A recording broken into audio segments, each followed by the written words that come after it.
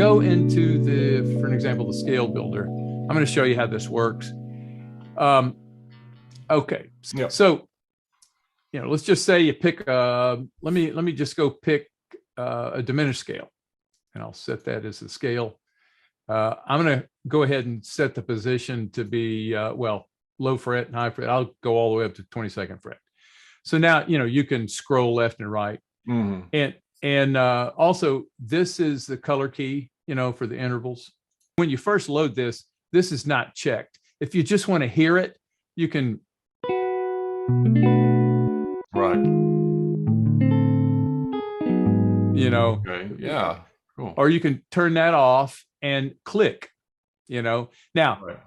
You can create a little riff. Mm-hmm. So if you leave this set to add to end of staff on click, then you can go in here. And so for an example, if I wanted to come up with a kind of a cool little riff, a little pattern, a repeating pattern riff using the C diminished scale, I might start like this. Maybe I would start here. So I'm going to click this D, and then I'm going to click this E flat, and then go across. Okay, so now I've got a pattern. See, so now what I can do is go and repeat that here on this set of strings. See, and now I can go down here. And of course, we have the string crossing, which means I got to go up a fourth. I got to. Okay, so this would be kind of a cool little riff. Yeah, oh, I like that. Yeah. That's a good gypsy lick. I'm gonna have to work on that one. Yeah, there you go. So now if you want to hear it, you just click play. It also would be a cool riff to go from, say, like a D altered chord, D7 altered chord to a G major 7. But if you played like a D altered chord and then did that little riff and then resolved on a G major 7, that's a cool riff to go from a 5-1 thing. Yeah, it's an easy enough one because it starts on the root of that 5 chord. Starts on the D. So if you have to pull it out of the blue, it's like, where's that's right. You just kind of That's a great lick. I like that. Yeah. So you can get in here and play around with this and come up with a riff. Mm-hmm. Now you've got a riff to add to your.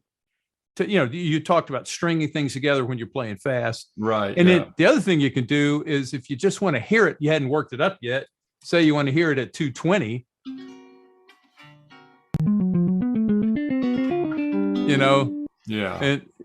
So then you've got the other thing is I could go in here. I'm going to set this to 140. Down here, you've got some 5-1. If I go to the dominant stuff, you got some 5-1 progressions. So here's the D to G major 7. Right. And these are all recorded at 140. So if I click this,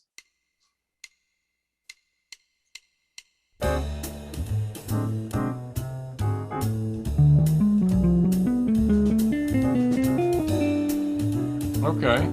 See? So you can hear it in context. Yeah. And this will just repeat a 5-1. That's cool. Yeah. Now the other thing is, see, I do have a little swing thing here. So if you can,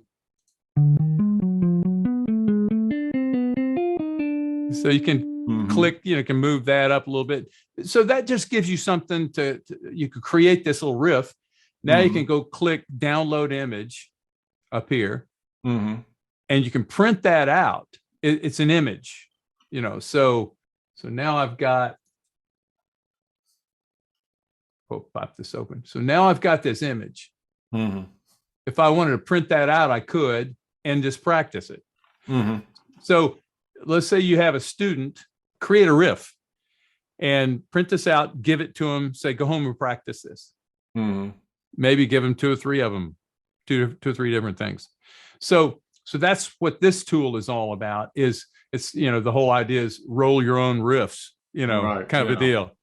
So with a framework here, now you've got some things that you can go in there and pick and choose and come up with things that you never would have thought of before.